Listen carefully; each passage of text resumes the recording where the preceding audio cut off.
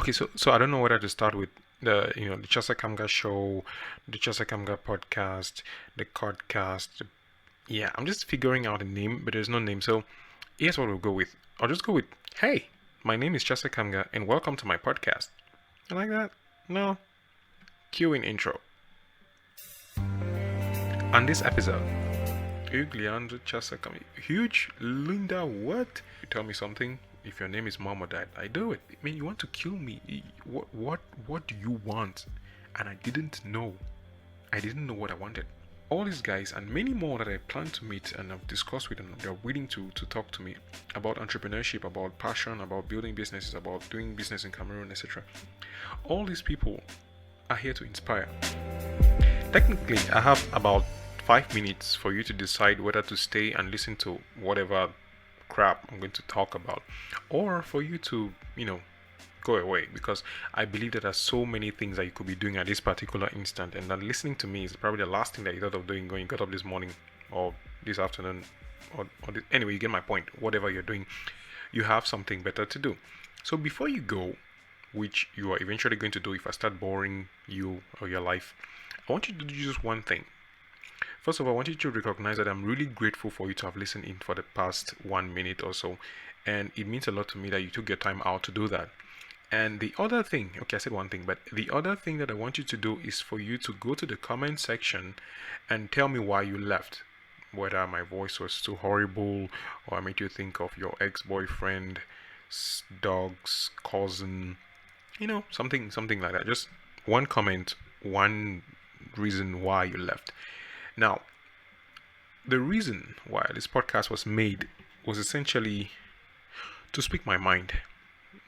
Maybe I'll say I'm a little narcissistic. No, yes, maybe. I don't know. But all you have is my name, and all I have to do for this first episode is to give you a real big picture of who I am and why you should listen to this. Because if you don't know what I'm doing, then there's no point staying here, and it doesn't mean anything for anybody to listen to what I want to say. I've said that many times. So I'll just move on to the next thing. I've been thinking of doing this thing for 6 months, since December, since I graduated from the University of Boya. And today I posted a picture on Instagram that said I was going to do this particular podcast. And I got actually three comments from some good people who said they were waiting for it. And as much as I was anticipating this particular instance, I was scared. I was worried because I was like, guys are actually waiting for this thing. Guys are waiting for you to do this stuff. So what would you do in the first episode? What would you really tell people that they don't yet know?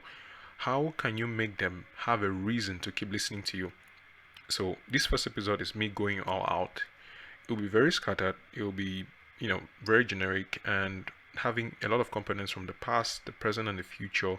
And what I want to do is to give you an idea of the kind of person I am and the kind of things I believe in and my story and why you should even bother listening to this thing anyway.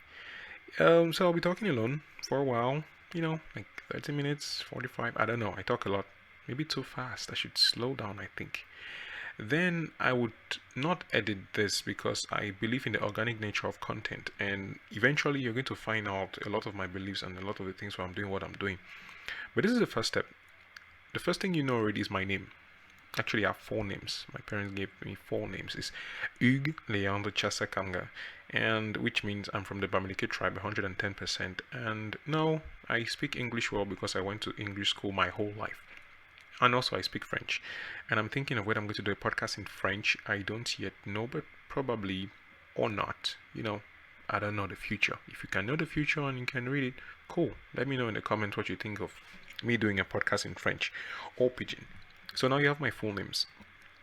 Hugues Leandro Chasakam. I cannot pronounce my names. Hugues Leandro Chasakamga. Those are my full names. And I prefer to use Kamga because it's simple. And most of the time people really just mispronounce my names. And I hate it when you mispronounce my name. So I get to explain it. Typical conversation with a girl. Hi. Hello. What's your name? My name is Kamga. What? Your name is Kamga. I mean, how other name do you have? Hugues Leandro Chasakam. Huge Linda, what? I'm like, no, that's cool. It's cool. Yeah, just call me Kamga. So that's why. So call me Kamga. Kamga's fine. And I'm the first-born son of a family of 4. I can't believe I was actually thinking. Yeah, well, 4 of us. First boy, 2 boys, 2 girls. Loving family. I've given them a lot of trouble, as you come to discover my story.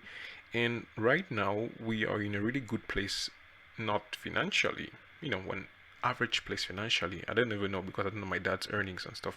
But we're in a good place in terms of a lot of understanding about what family means and relationships and the things that really matter about life, which you will get to discover when I'll be talking about it in the podcast in the subsequent episodes. And I actually wrote down a list of things I was going to talk about, but I've discovered I started ranting, and I've not even started with the stuff I have to discuss, because what I really want to bring down, the bottom line question is, who am I and why should you listen to me? So now you know my name. I'm Cameroonian. I'm 26 years old. My birthday is 8th of February 1990. And obviously, at this point, you'll be like, why would he be telling all these details of his life? And would he possibly be talking to us about the dirty things and his evil dreams and awesome desires that he has and not? No. I'm 26 years old. For a long time, I've not been proud of my age. And if you feel I'm too old or too young for you, that's fine, man. It's my age, it's my life, and you have yours. And that's cool. I wouldn't switch my life right now for anything.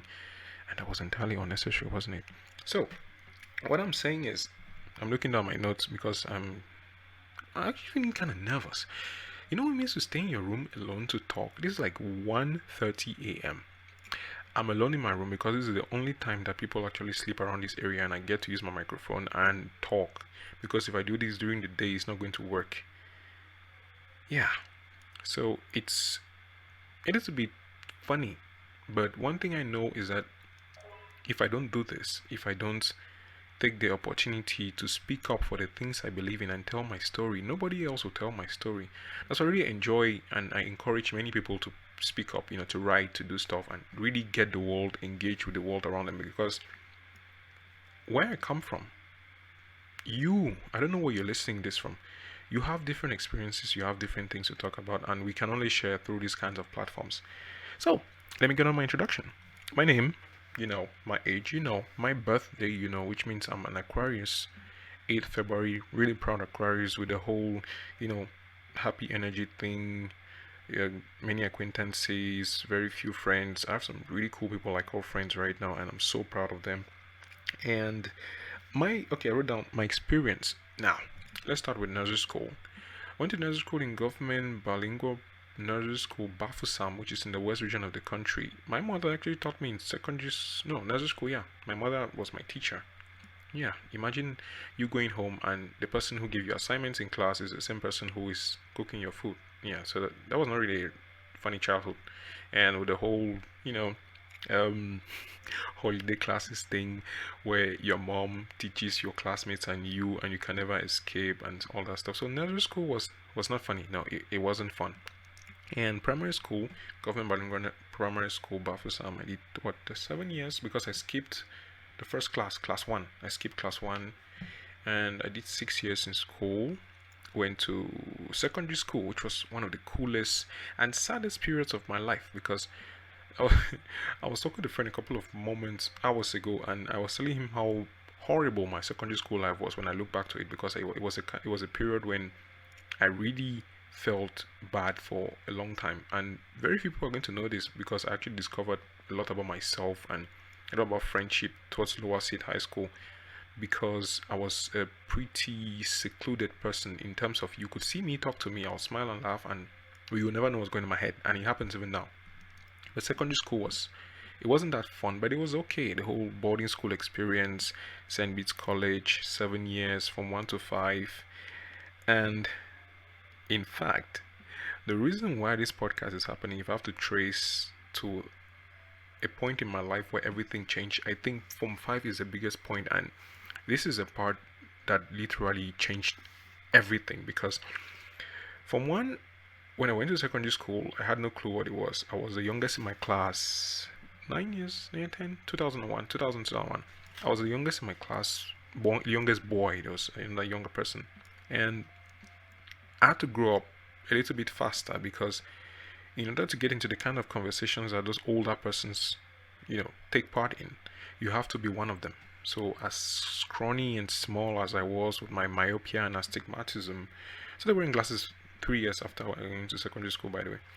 So after that, I I had to learn how to do these things. I had to understand how people interacted with a certain age, and I think that's why I was able to grow up as fast as I thought.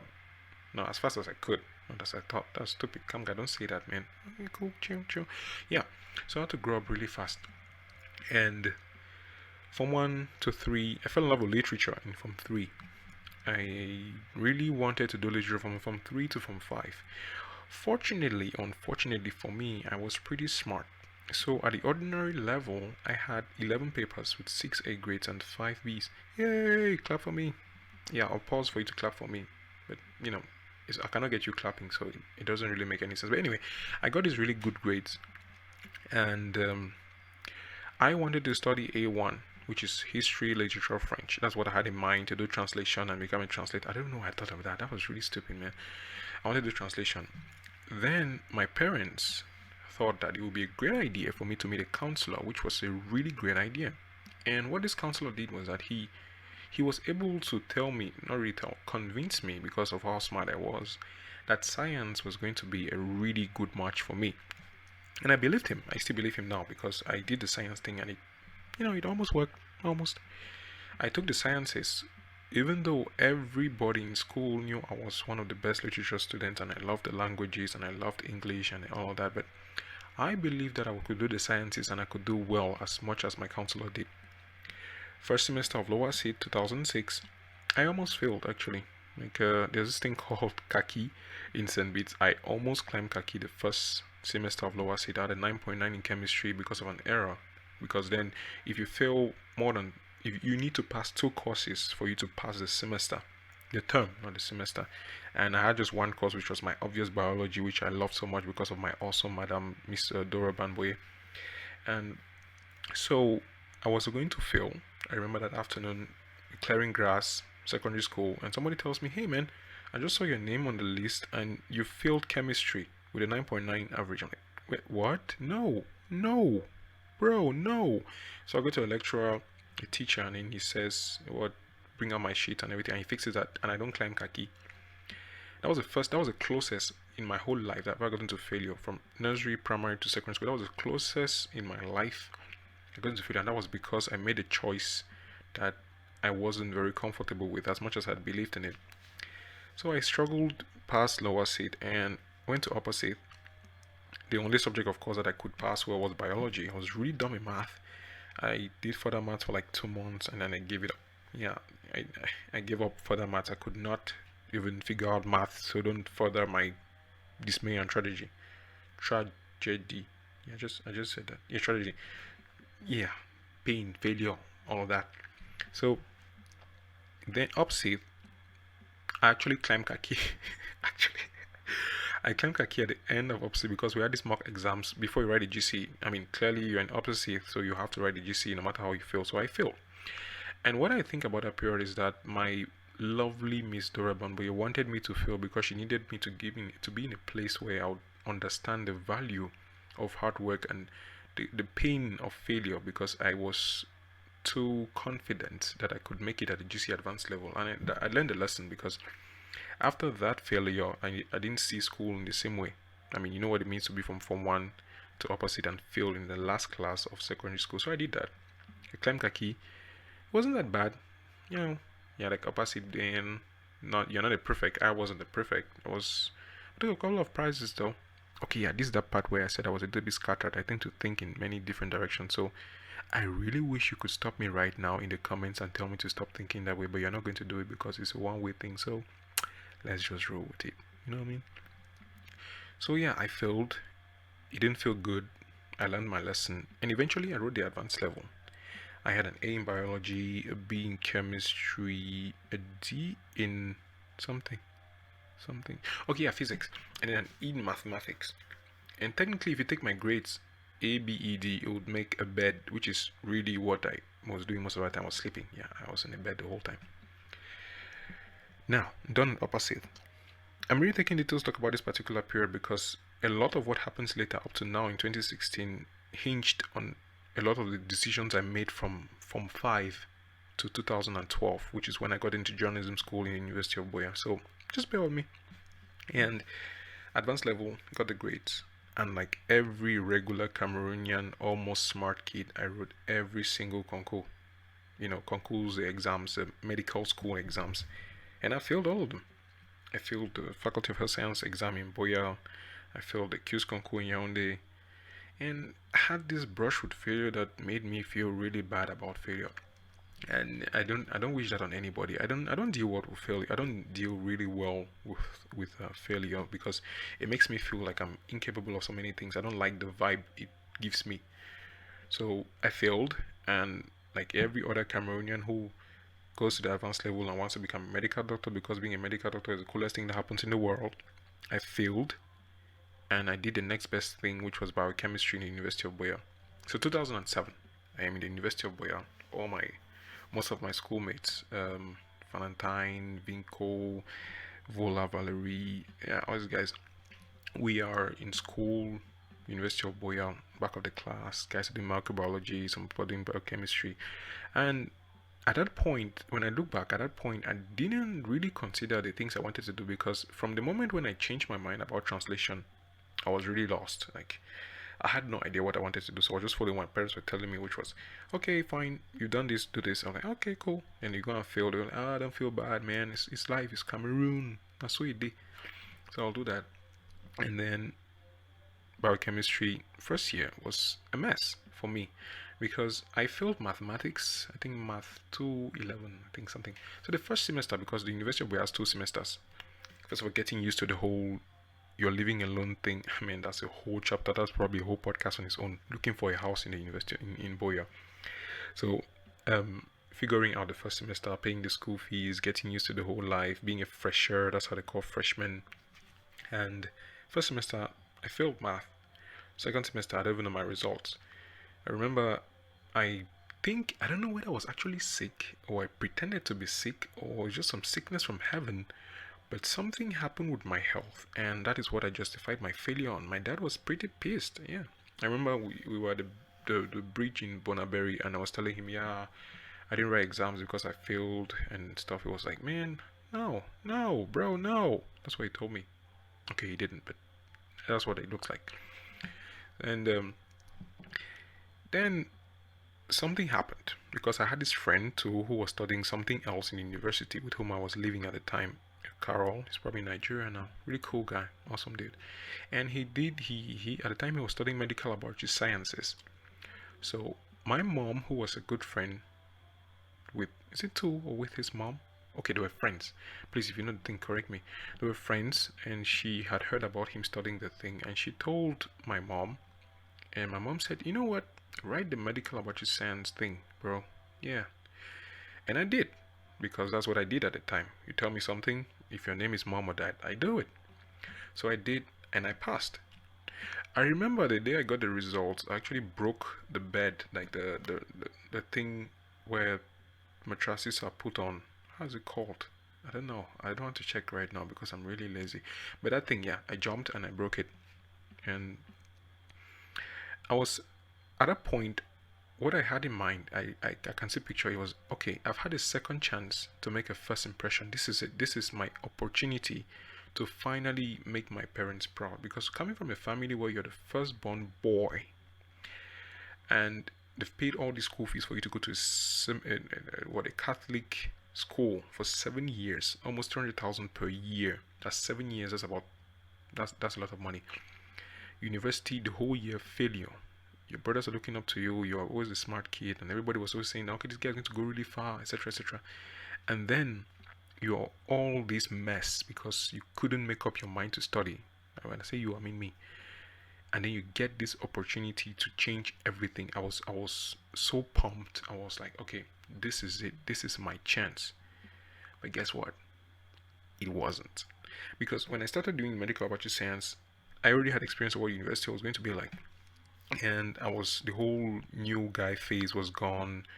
I hadn't had a girlfriend by then too. By the way, yeah, I didn't even have a girlfriend in secondary school. That is another podcast. And I think that at the time, my whole energy was really focused on learning how to do this thing and figuring it out, and it was cool. I loved Introduction to Anatomy. I loved the whole medical what was it called, medical sociology and anthropology. It was cool. It was some really cool stuff I was learning, and I was excited. So my grades were really great, and I think that is when the light started getting on in my mind about the fact that when I enjoy doing stuff, I actually do them well. The first semester was great. I passed actually. That was 2008, 2009. That was the academic year. I passed, went to the second year. No, okay, yeah. End of the first year, I actually failed a course. I failed English. Not because I was dumb, but because I was too smart for my own good. I didn't do the continuous assessment. So the University of Boya has this system where you have continuous assessments, which are usually like 30% of the whole exam, and then the exam is 70%. For some courses, it's 50%, and then the exam is 50%. So for English, it was 30% and 70%. What happened was I didn't do the CAs, which means I had a 0 on a 30, and then enrolled the exams I had a 45 on 70, which means essentially that I failed because I had a 45 on 100. And as smart as I was, by the way, that is a sarcastic smart. As sad as I was, I didn't.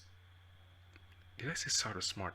I can't even. Okay, I will need to edit this or not. Yeah, you should laugh at me for this anyway. So as smart as it was, I didn't do the receipt thing. That again is another podcast, the whole receipt environment in the University of Boya. And I chose to carry into the next year. What I didn't know was that next year was going to be really something else. And now, next year, we get into the whole thing. Okay, what is that? Man, at 1:46 a.m., I cannot record without a dog or a human being. This is not cool, man. Nature, why? Anyway, we're going to do that. This is Cameroon. Just deal with it. If you hear any funny sounds, if you hear anything that is not me, don't be surprised. But I'm okay. So, second year medical laboratory science, we start getting to field work, which means we go to the field to actually talk to people, and we have the whole lab thing. Because during the first year, medical students, nursing students, and medical laboratory science students, we all do the same courses. So it's really fun, it's really introductory, it's really nice, and I was really smart. A grades, A pluses. Okay, there are no A pluses, B pluses and stuff. Second year now we're broken up into groups. I get to meet some really cool people, and I get to do what? I think that was the first time I actually came close to falling in love with anybody. No, that was the year after that. Yeah, that was the year after that, because it was another turning point that really triggered my feelings and understanding of the word depression or mood swings. So second year we go to field work, and that's a key component in my story, because that is when I discovered that I really didn't want to do this thing.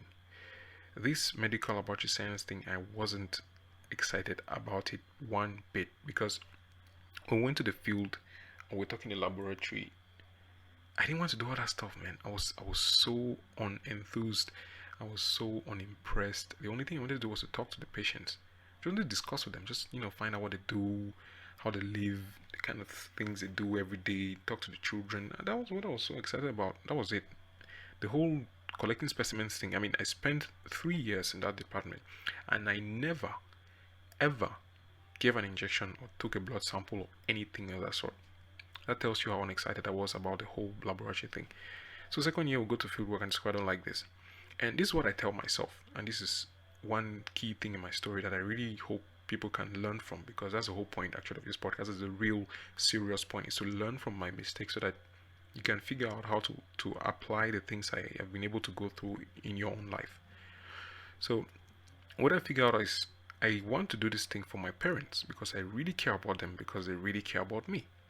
So I don't tell them how I feel about this. I think I'm going to deal with it. So I suppress this feeling of anger and hate and distress for this course, and I try as much as possible to keep doing it.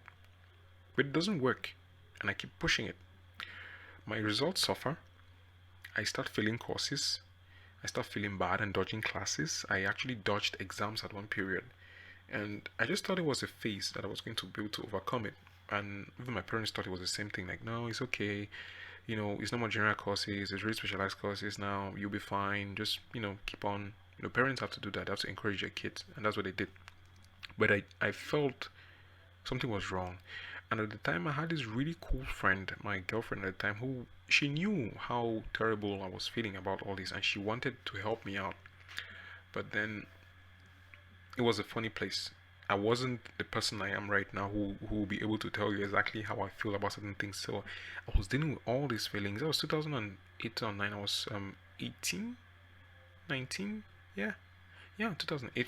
I was, yeah, 2008 I was 18, 2009, 19. So the next year I was 20, 21. I was an adult. Yay, dumb adult. And I was making these choices and thinking about these things, but I couldn't make the concrete. I say concrete.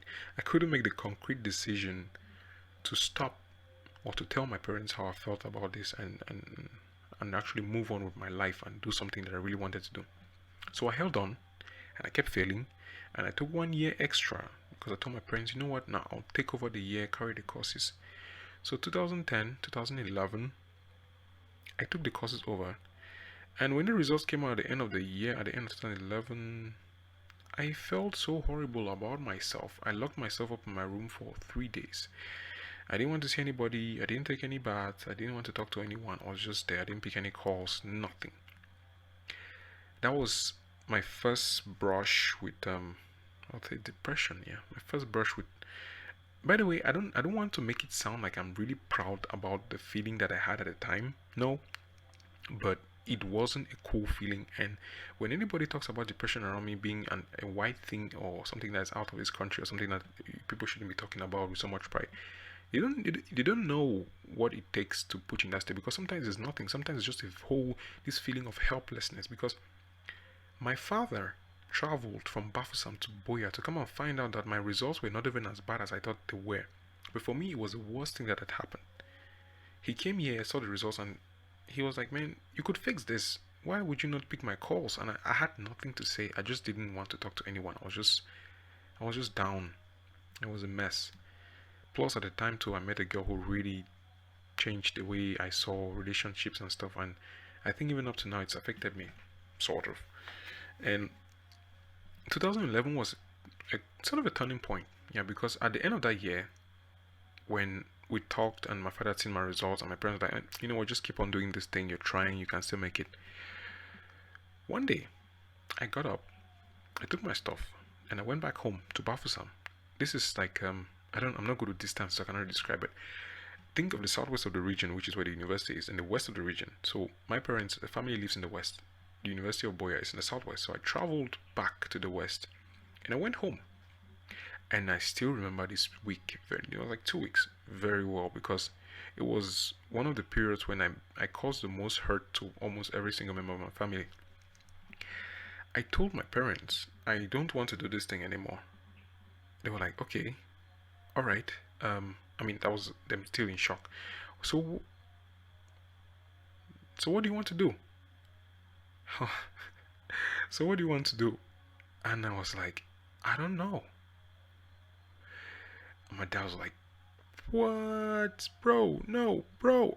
Okay, he didn't do that. Actually, he was feeling really bad about it, and it was it was intense because think of it again. This is a firstborn son in a Bamileke household. Bamileke people are really, let's say, uptight about not really necessarily inheritance, but the pride you have in the family of the first child, whether boy or girl, being able to take care of the rest and building this legacy and heritage of a name and everything.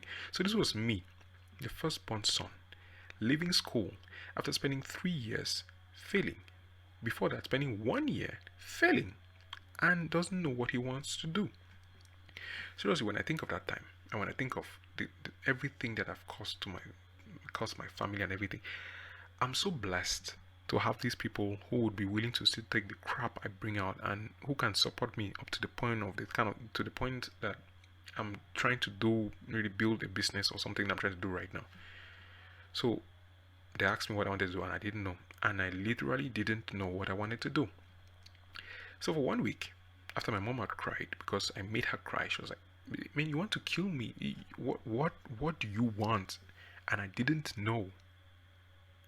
I didn't know what I wanted.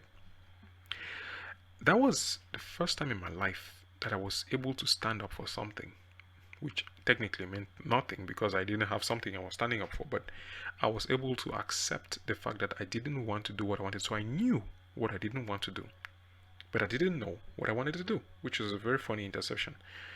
So for the first week, nobody talked to me. Well, my siblings talked to me. They couldn't, there's this thing, there's this thing in African families where when somebody does something wrong and the parents are unhappy, you as a younger brother or younger sister or the siblings, you're not supposed to be happy. I mean, it's just unwritten law where you are supposed to be sad or at least express sadness so the parents will not be feeling bad and then you're feeling happy. So the whole period was just this sad thing where we'll talk in whispers. And yeah, I love my siblings. Like, they're really cool people, especially my brother.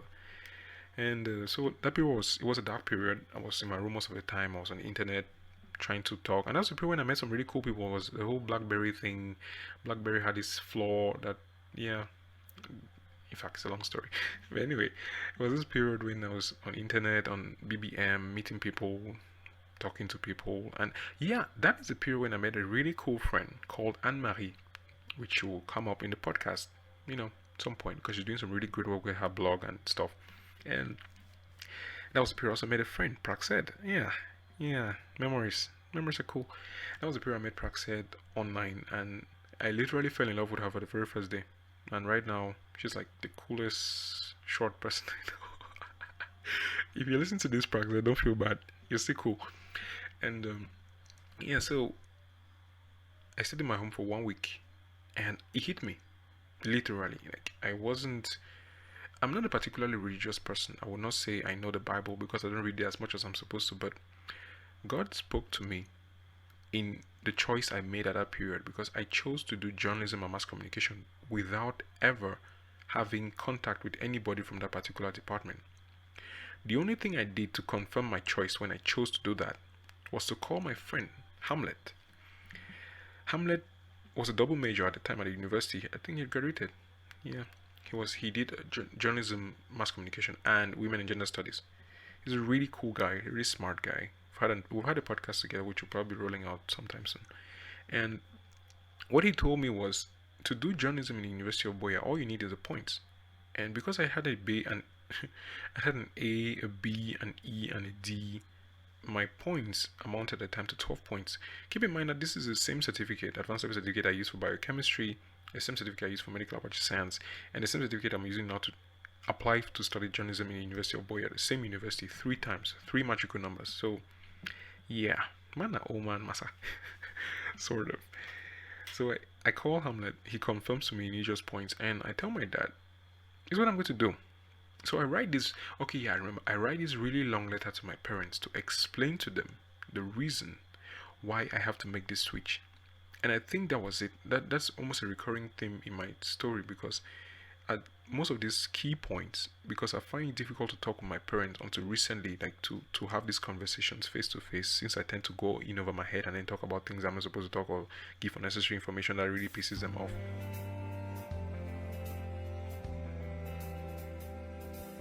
Yeah, I think I talk too much. I should stop right now and then give way to the advertising thing which happens with podcasts. And since this is the first episode, guess what? I will sponsor it because that's how I roll. Yeah. So take a break. Go and pee. Go and eat. Go and tweet me at Chasakamga or something. Yeah, anything. And then you come back. I'll be right here. I'll continue with the letter thing. But before that, the ad. This episode is proudly brought to you by me, Chasakamga. And in the next couple of seconds, I'm going to give you a taste of the French accent I do at the end of the podcast, just so you stay, because I know this is really long. I am very, very grateful to have you here, and I think that you are an awesome person. And I really wish that you stay from this moment to the very end, and I would like to get your commentaire and your other things in the comments below. So follow me on all the platforms, on Snapchat, on Instagram, on Pinterest, and wherever. My name is Chasakamga there. So, thank you. That was cool, right? That was cool. Okay, let's continue.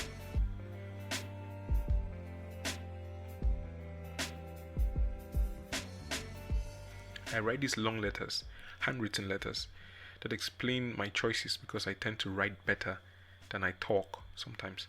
And I explain my choices to them, and they they actually understand where I come from, which was a good thing because I felt like I was in a good place.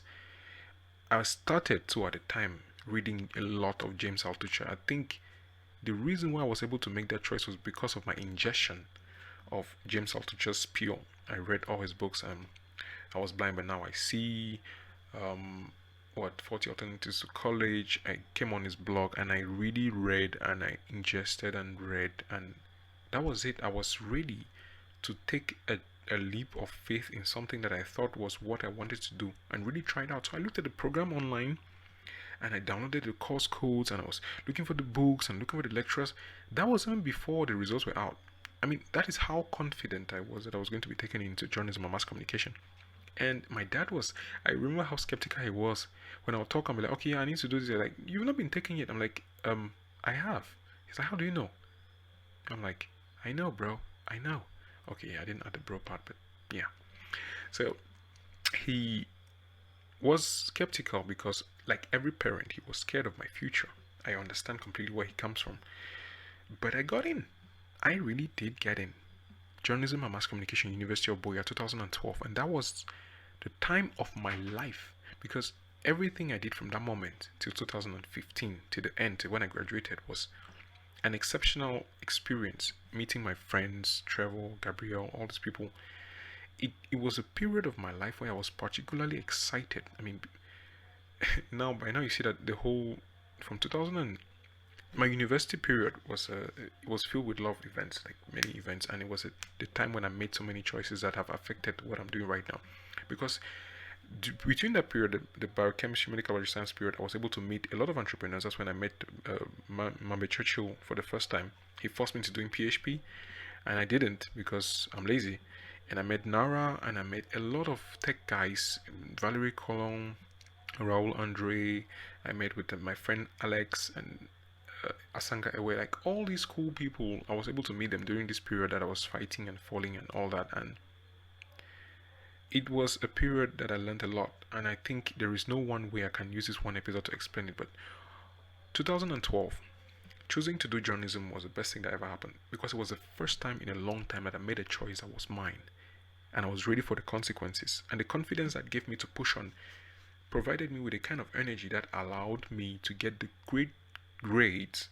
Great grades. Cool line, bro. Yeah, no, cool. Great grades that I got because I ended up graduating with a 3.01 GPA, which I know I could have done better because eventually, like I always do, I got really bored with the program. The first year was cool. Learning, meeting Professor Eno Tanjong, Dr. Kingsley Gagne. It was like an experience that I would never forget. I'm so grateful for because journalism and mass communication in University of Boya it opens your mind to the opportunities that the communication world has. I'm not very comfortable with the depth of training, but the breadth, the width, is it breadth or width? One of them. The width, I'll just choose that one. The width of training allows you to understand that you don't just have journalism. It's not just about talking on TV. Sometimes it's about talking on radio. Sometimes about podcasting, like this one.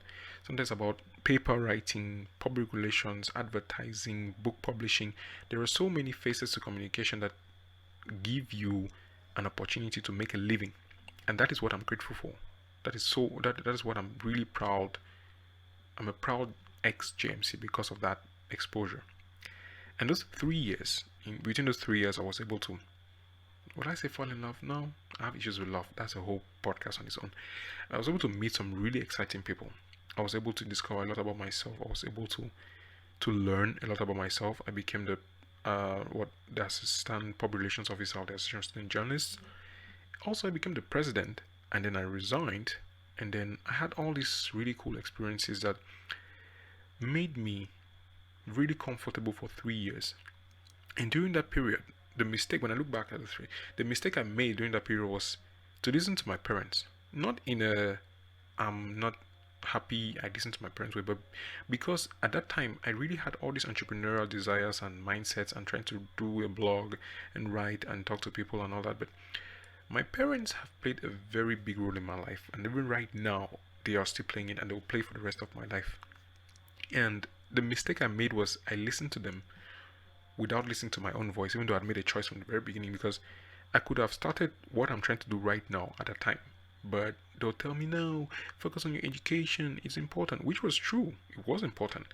But then it allowed me to be lazy. It allowed me to think, let me just do this thing, this is what I have to do for the next 3 years. And eventually I finished, and then I got into another impasse. Oh, my first French word, yay. I got into an impasse because when I started blogging, I had no idea that I was going to be able to garner the kind of I will not say popularity, but the people I've met because of my blog has given me the opportunity to realize that the internet has changed everything. Social media is made in such a way that it's possible for you to see somebody on the internet, call the person, talk, and the next minute you guys are talking face to face. It's mind blowing sometimes. And through my blog, I've been able to meet the awesome publisher of Fab Afrique magazine, Miss Adeline, Madame, by the way, Adeline Sedi Kamga, and Clifford Ako and Cedric and Miss Cameroon, USA. All these people was because of my blog. I mean, eventually because of the blog. So at the time in 2012, 2015, if I had started doing this with much more energy, being in school, still having my parents pay for my rent and stuff, by now I should have been able to build a business out of it. So that was a mistake I made, which I'm still glad I did it because it gave me the impetus to make the choices I made a couple of months back, just a couple of months back, that have brought me to this particular moment where you're listening to this right now. So I'll summarize the end of my 3 years in a couple of sentences. I had a plan with my dad, which was go home, focus on my blog, build a business. Because at the time I met with towards the end of the year, my program, I met with Ensi Muki, who is one of the most prolific Cameroonian bloggers I know. And we talked, and he explained a lot to me because he's such a generous guy. He explained to me about blogging and what I could do, and he looked at my writing. He was like, man, you're such a good writer, you should do this thing. There's so many guys in India and stuff. And I was still in that phase where I was doubting a lot of stuff, which was a consequence of me not being responsible and acknowledging that a lot of the decisions I was going to make were going to be my responsibility. The choices, the consequences were all mine. So we had this plan. Finish with school, get back home, focus on my blog, build a business, try to do something. Then 19th December 2015, I remember that date very well. That was my graduation day. Because the next day, the 20th, my father was going to travel. So my family came. And if you go through my Facebook post at the time, I'm not a fan of celebrations, but I wasn't a fan of celebrations. Correction. Right now, I'm so excited with life that every single moment for me is a celebration. But at the time, I was like, man, graduation sucks. What's the whole point of this thing? Wearing green robe, it's just one day. It's not like going to get a job and stuff. I don't know what to say. I was a child, but I saw the world in a very different way at the time. And my parents came. My mom was so amazing. She actually brought food from Bafisa. My sisters were here helping out. And at the time too, I was with somebody who was really special. Somebody who yeah, just thinking about it actually brings back those memories, and it makes me realize how human nature and the way we process information is really strange. So at the time, there were so many things that were happening. But the 19th was graduation, which I enjoyed. I remember sitting beside Nalova, Tina, friend, really cool friend. And the next day, in the bus, my dad says to me, "You're not going to come home. You're going to get a job." And I stand there in the bus because I have to go home. I have to pack my things out of the house I was living in. I was living in an apartment at the time with a couple of friends. And I have to pack my things and go. And I'm like, man, how? What? How? Bro, no. He's like, no, bro, no. I had no idea what to tell him because the tears were literally hanging on my eyes. I didn't know what to do. After everything we'd figured out, he tells me, for the past 2 days I've been here, I've seen your friends and I've seen the kind of life you're living, and I think it would be good for you to get a job because you get the kind of experience and everything you need.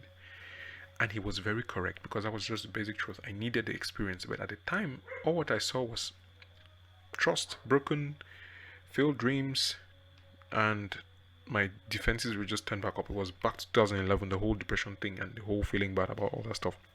And then he goes to Bafsa with the family, and I stay in Boya for a couple of days, pack my things out, and then go back home. And what happens is, I just go to my shell. I just shut down. I don't talk to anybody. I'm just moody, making the whole house miserable. It's not the kind where I'm just I don't want to talk. I really don't want to talk to anybody, and I make sure everybody knows I don't want to talk to anybody. So I was particularly entitled about what my life was going to be, and I was pissed, very pissed. So for this week, I don't talk to my dad. And one really cool thing that happened was my friend, who actually bought the microphone I'm using right now, was coming to Cameroon at the time, and we went to the village Bali. It was an amazing time there. Spent 2 3 days. It was awesome. We treated like kings. We had food and things, and we spoke at length. We'd speaking online and everything, and he's been impressed by my writing and stuff. And we spoke at length about a lot of things, about life, love, family, parents, and he eventually brought me to understand that the choices I was going to make and trying to get a job and all what my parents were talking about were from a good place. Like, these are people who really care about you. These are people who really want you to survive, to have a good life. They're not saying this because they want to hurt your feelings. They're saying this because they care about your future. And maybe you're not seeing it now, but you're going to see it at some point, which is exactly the place I am right now, because I see it clearly. My parents, and most parents, if not all parents, really care about their children and about their lives, because that's just what parents do, man. That's what parents do. So we talk and talk and talk, and when we come back home, he talks to my dad and everything. And what happens is, this is still December 2015. That's last year. And I talk with my parents, and even my mom. My mom is like, man, because we had arguments. I mean, the whole parents. I'm really blessed, by the way, with my family, because it's not the traditional Cameroonian family where you cannot say anything. And maybe it's because of my position as a firstborn child, but I'm actually able to talk with my parents at a level that most African parents don't let happen. I'm able to discuss with them and really give my points and argue things out and say things that normally will seem really, really rude. And sometimes I know they are. And I get hot-headed when I say things. But my dad is a really modern dad. My mother is a really understanding mother. So we talk, and eventually we come to the compromise. I'm like, you know what?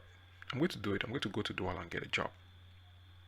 And that is how New Year Day was celebrated, because I stayed with my dad and we talked, and he was pleased. Like, my dad loves me, man.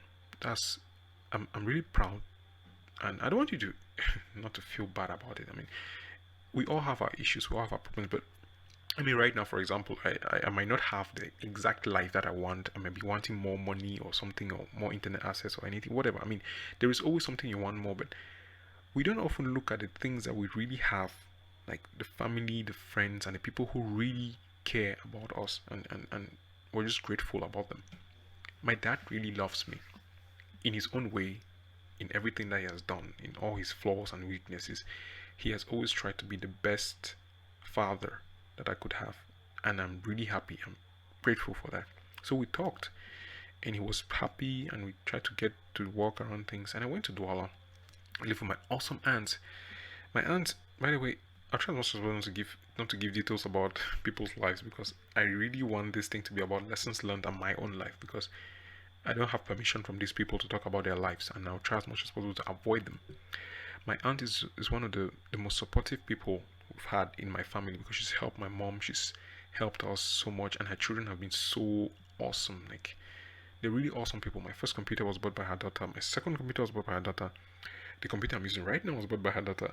And her sons and everything. When just thinking about them and the feeling I have when I'm around them, it's a great thing. Family is awesome, man.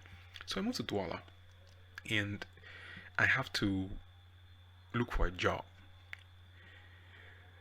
This is a whole podcast, job search in Cameroon, so I'm just going to summarize it in this couple of sentences. Searching for jobs in Cameroon bloody sucks. Yeah, you don't want to do that. It's horrible, it's saddening, it's disheartening, it's depressing, it just kills your soul, man. You just drop these applications, no one calls you. When they call you, just tell you crap, or they want you to work for voluntary service for 3 months, and they renew it for 6 months. For 3 months they don't pay you, they send you away. Man, it's just funny. Oh, and one thing too I forgot to mention, which I obviously, because I'm rambling and saying things, is I won this internship from the Miss P show, which meant I was going to go to work in this awesome advertising agency in Douala. But I didn't last a week. I got there and had difficulties with lodging and everything, and I left. And at the time, my parents thought it was, yeah, it's okay, fine. My son, come back home, yeah. No, no worry, yeah, papa. Chokanka, sit down, you quiet. And I, I came back home. And then now this January, I went with the purpose of searching for a job. And we had this conversation with my parents. There was Canal D on the line. There was this radio station, Radio Balafon, a couple of places, and I dropped. No one called. I felt horrible because I think I'm pretty smart, and nobody really cared. And I was willing to give my life to somebody to use for the next couple of years because I really wanted to try out the whole job thing. So what happens is I end up finally in Canal D International, and I have an English background in journalism. Like I did all my studies in English. But when I go there, because my name is of course Ugle Chasa Kamga, I'm sent to the French unit, which is Canal de Info, and I'm supposed to do the whole news thing, reading online, going to internet and stuff. And it was cool for the first week. Yeah, really cool. One thing you must know about me is I get really excited about stuff I really care about, but I always need a challenge to keep moving forward. I need something difficult to do to make me feel better. It's like a drug. I just need to get better at stuff. And I did the same thing for a week and I got really bored. And I wanted to do something more, but unfortunately there was some components were missing. Let's just say that way. So I could not maybe have my own program or do my own show thing, and I wasn't very patient. Yeah, patience is one thing that many young people don't have, and I acknowledge it 100%. I'm very impatient, except for the things I know that are going to pay off in like 10 years, where I'm willing to do my patience thing. So I wasn't very patient. I cannot do it, and eventually I moved up to the instructor. Awesome guy. Yeah, just thinking about him. He thought, and then I tell him, oh yeah, this French thing is not working for me because I don't speak French so well, and I would really like to switch to the Canal de English. And you know what he tells me? He says, okay, cool. You're going to do both. Yeah, you're going to read English and you're going to read French, and also bloody stressful because my aunt, in whose house I was living, lived in Makepe, and Canal de was in Aqua. So every day I take two taxis, one from Makepe to Rompoint and then Rompoint to Aqua, or sometimes one from Makepe to Aqua. It's really long. So, that was a period. So I said, listen to the Unmistakable Creative podcast, and a lot of these things, like reading a lot, trying to write a lot, and getting information, and really getting to a space where I could make, job decisions or move on to the next stage of my life, which will eventually happen in a couple of months earlier than I thought. And so I listened to this podcast and I started doing news in English and French. It actually made my voice pretty better because I think I speak French better. My recording in French is much more better than the one in English. So I asked the guy, and I do those two, like I do English and I do French. So now I have to do two. And it's really stressful. It takes a heavy toll on me because I'm trying to write my blog in the evening. I'm trying to do this thing from morning to night, and I come late sometimes, and I don't feel nice about it, but I cannot tell anybody because of the house I am in. It's not the same thing when you live with people who are not your parents, because as much as you want to be comfortable with everything, people are different. And I know that if I don't trust you 100%, I cannot tell you certain things. And it's something that I'm trying to deal with, to be able to trust people to the point where I can tell them things that are very essential for a relationship to move to the next level. So what happens is I start giving up, but I don't give up abruptly. I give up in a very slow, sad way because I start telling my dad how difficult it is, and he's like, man, just hold on. You have a couple of months. We're going to work on this business plan thing. We're going to start something. I'm like, yeah, I'm really trying, but it's difficult. It's like, no, bro, no. Try to do this thing. And I try, and I stop trying because at some point I'm like, screw this. I take my backpack and I leave. I don't tell my aunt, I don't tell my parents, I don't tell anybody. That was like the worst move ever. Please don't ever do that, by the way. Yeah, I just left. I left Douala and came to Boya. My idea was that I was going to, first of all, my girlfriend at the time was there. She was in Boya. So I was going to just chill, change my scene and think of what I really wanted in life, and those things, just realize and get new energy. But when I came to Boya, I decided not to go back. That, again, my dear friends, is a turning point in my life because it was one of the worst periods ever. It was March, April, May. So I've done February, spent my birthday in Canada. I've done a month. That's around 8th of March, yeah. So I get up and leave. I don't tell anybody anything because I feel really bad about it. I cannot stay in that place. And yeah, probably many people don't know this particular period of my life because, of course, I didn't tell anybody. And this is the really strange thing about being honest about life on the internet, because right now, for example, you can use this ammunition against me.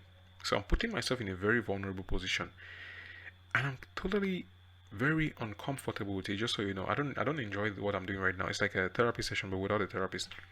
It was a really sad time in my life that when I look back, the only thing I regret is not making these choices early enough. So I left, came to Boya, and I decided to leave. And I had a strange thing. I had a conversation that same day in Boya with with an awesome grandfather of mine. Because everybody in my life is an awesome person. Actually, that's the truth. Everybody in my life is awesome.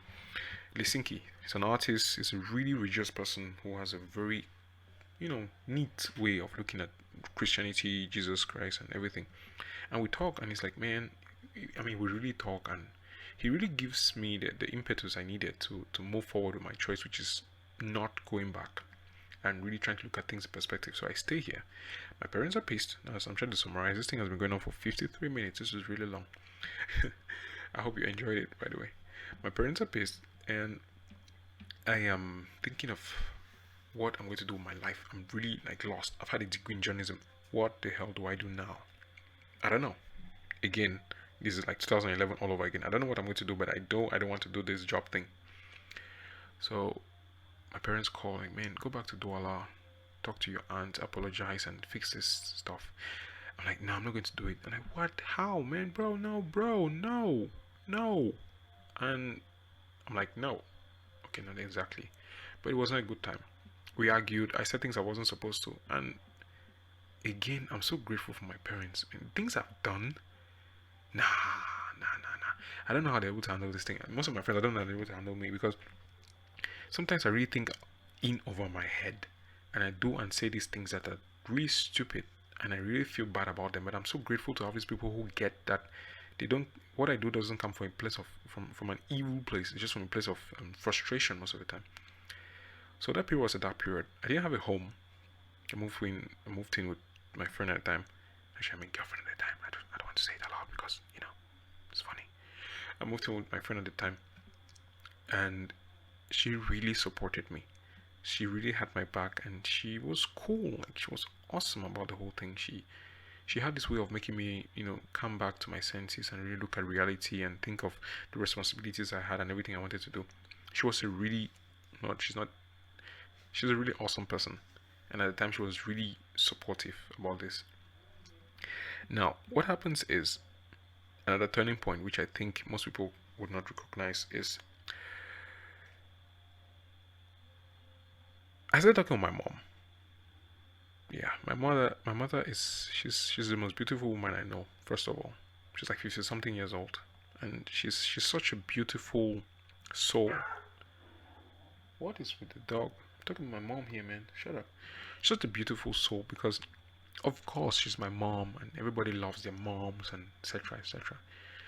She's not a particularly smart, book smart person, but she's a really hands down, high level common sense genius. And she knows when she doesn't know stuff. And my mom was really strict when she was a kid. When I was a kid, by the way.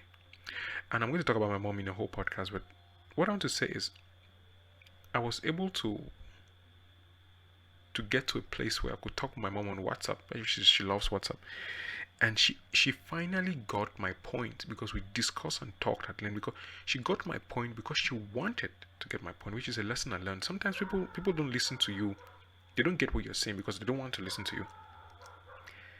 So she was in a place where she saw her son getting frustrated and fighting the whole world on his own and doing all these things and fighting and not having a home, not having a house, not having a plan. She's like, man, this is stupid. What is wrong with this idiot? This okay, that's not cool, dog.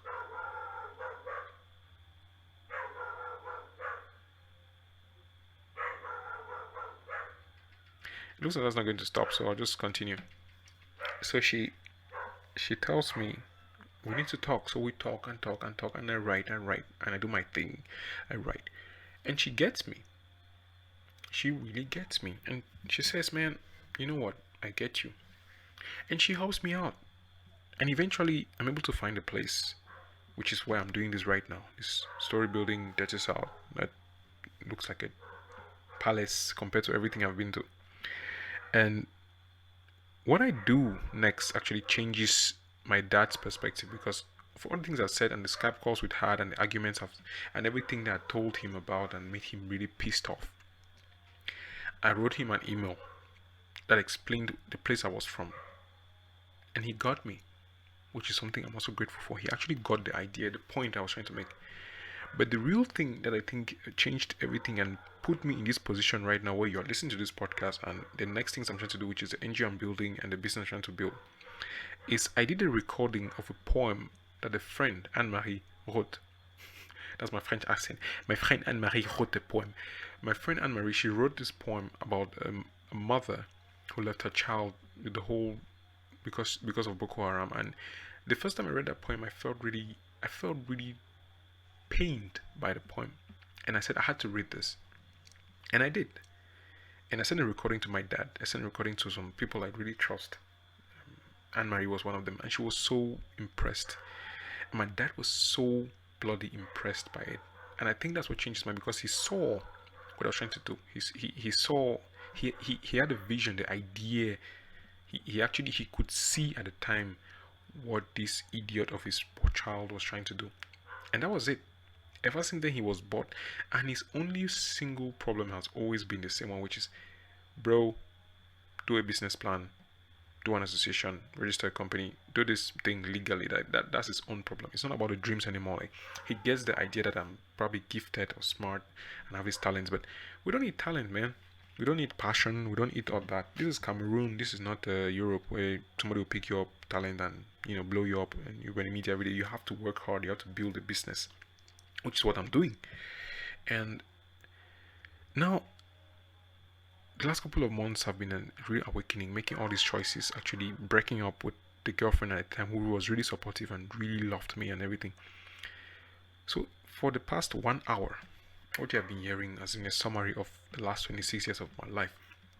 And for the next couple of lifetimes, because I really want to do this, the plan is to do this every day. I don't know whether I'll be able to keep it up, because it's probably have to edit or just get it on. Since I'm alone, I have to do everything. Maybe I'll not edit a lot of things. I'll just copy them and just doing them. But the plan is for me to be able to document this process, because there are so many things that we can do thanks to the internet.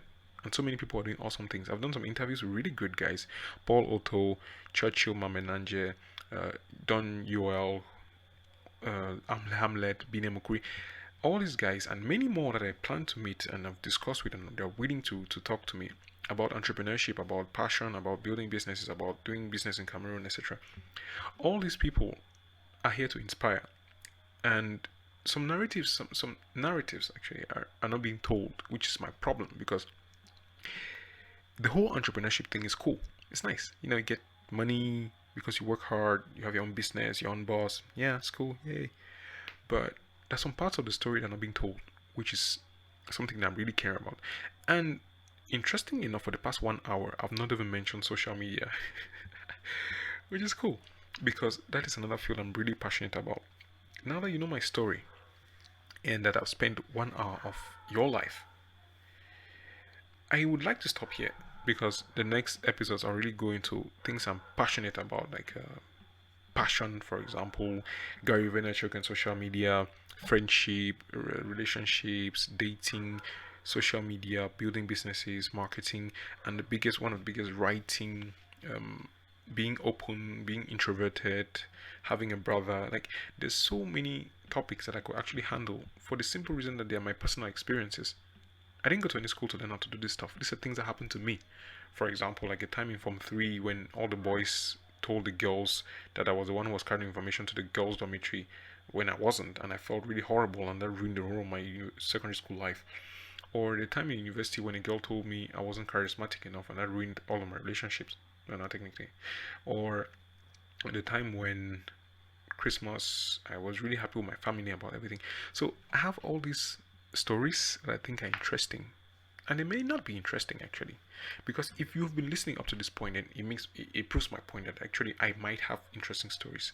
But this is 1 hour. This is a long time, and I think that documenting my thought process, documenting my building an NGO and a company at the same time, and trying to get my passion and monetize it in this country would be able to give a platform for people to learn and get inspiration from.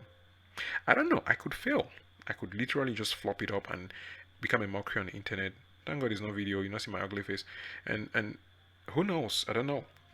But the things I've seen, the people I've talked to, and the experiences I've had, the world deserves to know them. And if by saying these things and by talking about them, I am able to start a conversation and get even one person to listen. I don't need 10,000 people to listen, man. One person who listens to this up to this point, I'm so grateful. Like, seriously, that's why I started by thanking you for even taking the time to click on this, because you could do so many other things with this particular moment, but you've chosen to talk, to listen to me. So if you have any questions, any comments, anything, just hit me up on any platform. I'm on Twitter, I'm on Instagram. Oh, I don't use Pinterest that much. I'm on Snapchat, even though I dropped back a couple of weeks ago. I'm on all the existing platforms, and email too. So Chassa Kamga, like TCHASSAKAMGA. That is the name on all platforms. So my blog is kamgahasblog.wordpress.com, and the song I used is made by some friends of mine. I'll put a link in the I can't believe I'm saying this. The link in the description below. Yeah, so there's so many stories and so many brilliant people that I've talked to.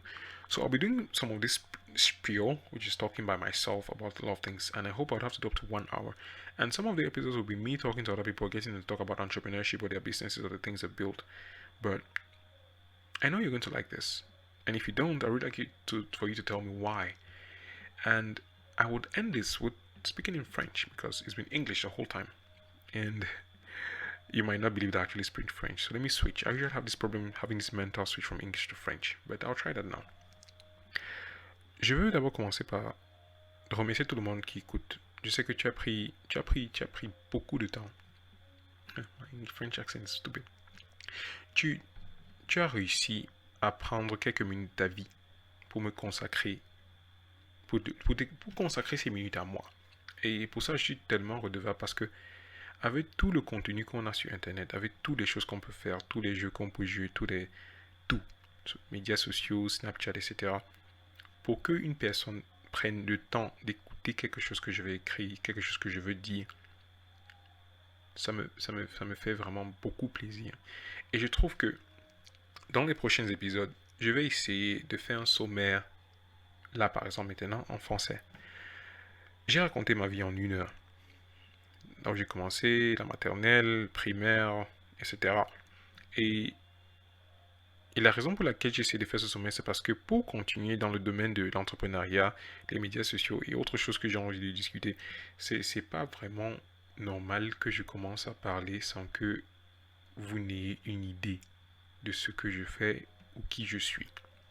Alors, je m'appelle Hugues Leandro Chassakamga. J'ai 26 ans. J'habite à Boya. Je suis passionné par les... je suis passionné par les médias sociaux. Et je suis assez excentrique, peut-être, non? Je sais pas. J'ai fait beaucoup d'erreurs dans ma vie et je sais que je vais faire beaucoup d'autres erreurs. J'ai compris la valeur de la famille et la valeur des amis et la valeur de pouvoir faire ses propres choix et d'assumer ses choix et de vivre sa vie comme si tous les jours étaient le dernier jour, pas en faisant tout ce qu'on peut faire de mauvais, mais en faisons des choix responsables. Par exemple, si je veux faire 15 minutes quelque chose, c'est quelque chose qui me plaît franchement. Donc, je regarde des séries. J'ai pas dit ça quand je parle en anglais. Je fais beaucoup de choses. Et je ne sais pas si je vais faire un podcast bilingue, mais si vous préférez, ou vous voudriez que je fasse un podcast en français parce que je m'exprime mieux en anglais, je pense, il n'y a pas de problème. Quoi que ce soit, question, commentaires, suggestions, Chassa Kamga sur n'importe quelle plateforme. Mon blog, c'est kamgahasblog.wordpress.com. Là-bas, j'écris sur tout, la poésie, la fiction, etc. Et je parle beaucoup plus, bon, en façon un peu codée, quoi. Je parle de mes, mes balades, de mes sentiments et mes relations. les relations que j'ai avec des personnes ou bien les relations que j'ai avec des choses, des expériences, des amis et trucs comme ça. Et ça me permet de penser parce que l'écriture pour moi c'est toute une plateforme qui permet que je m'exprime.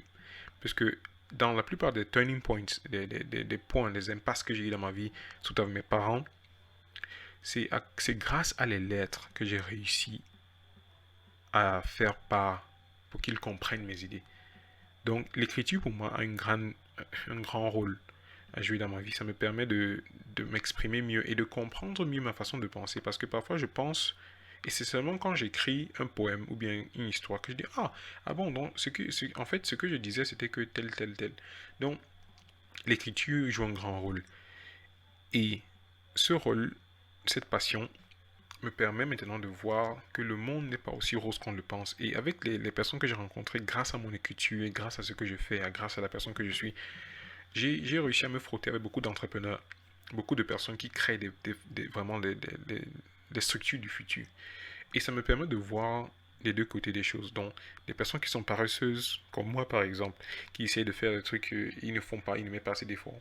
Les personnes qui mettent de l'effort, mais à cause du système, à cause de l'environnement où ils se retrouvent, c'est un peu difficile pour eux de réussir à créer ces compagnies, ces institutions au niveau où ils sont supposés être. Donc, je peux facilement voir et voir la différence entre ça. Et avec mes propres expériences, parler avec ma propre voix. Ce qui est exactement ce que j'essaie de faire avec le podcast. Donc, cet premier épisode était cette introduction. Qui je suis et qu'est-ce que j'ai fait. Dans surtout mes turning points, les points dans ma vie où j'ai dit, ok, voilà, je veux pas faire ceci, je veux faire ceci. Et les choix que j'ai fait et comment ça m'a poussé à faire tel.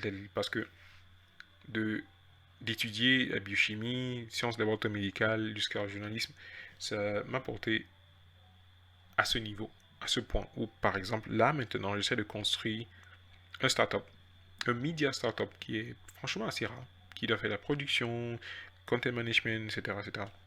Beaucoup de choses. Et aussi faire une organisation non gouvernementale qui va permettre que les jeunes utilisent les médias sociaux pour faire autre chose que de poster des vidéos, des nudes, des photos, etc.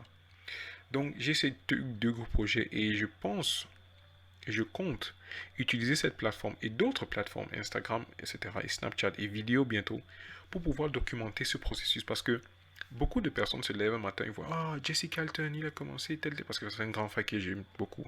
Jesse Carlton, Buddy Norbert, Mambet Churchill, les Omi Vanessa, les William Elon, les Madame Adeline, toutes ces personnes, ils sont vraiment des inspirations pour moi et pour beaucoup d'autres jeunes. Mais il n'y a pas les histoires qui racontent comment ils commencent du début jusqu'à où ils sont maintenant. Alors, c'est pas comme si je suis sûr du futur et que je me vois déjà dans les galons de ces personnes. Mais je trouve que je réussisse ou que j'échoue, documenter ce processus pour pouvoir tirer les leçons de mes erreurs et des comportements et des choses que j'ai fait ou que j'ai pas fait, vont permettre à une autre personne, une autre femme, un autre jeune homme, de comprendre comment le système marche et comprendre que la passion n'est pas tout dont on a besoin. On a besoin de la passion et de l'expertise. Donc, je vais parler beaucoup des médias sociaux, de Gary Vaynerchuk, beaucoup des jeunes personnes qui font des trucs comme un blogueur que j'aime beaucoup, Alain Didier, et Extincel, et Flavien, qui fait beaucoup dans le domaine de l'agriculture, et tous ces blogueurs, et Yefon Manissa, beaucoup de personnes. Donc, ça c'est déjà quoi, 1h11. Je vais mettre le générique, ça va monter. Et si tu as réussi à écouter jusqu'à ce point, je suis tellement content et je te remercie. Et si tu as des suggestions, des commentaires, quoi que ce soit, merci beaucoup pour tout. So, that was me talking in French and trying to sound as non-American as possible. I shall finish with my French accent, which is thank you very much for this. I would be very grateful to get your commentaire, to get your things. If you have any ideas, any suggestions, anything you want to talk about, I'm always open. I'm on Twitter, I'm on Instagram, I'm on Snapchat, I'm everywhere. Bon, merci et à la prochaine. That was me. Thank you. Later. Oh, and by the way, if you're on Snapchat, add me. Yeah, add me. Chasakamga. Later. Yeah, that's it.